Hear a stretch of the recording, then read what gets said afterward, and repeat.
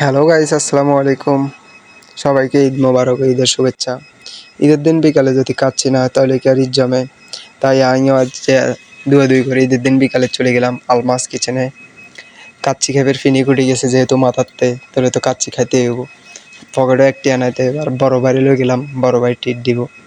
অনেক জোরাজুরি করে বড় ভাই তুমি টিটটা লইলাম, লই ডাইরেক্ট আলমাস কিচেনে চলে গেলাম।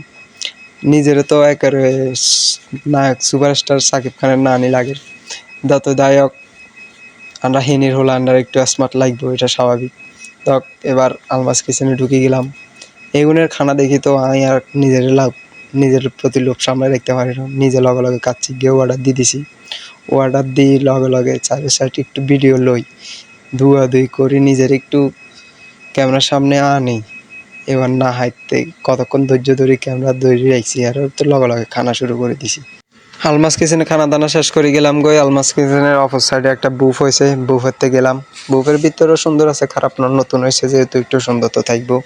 তো হেঁটে যাই, আবার একটু ভিডিও করলাম নিজেরে।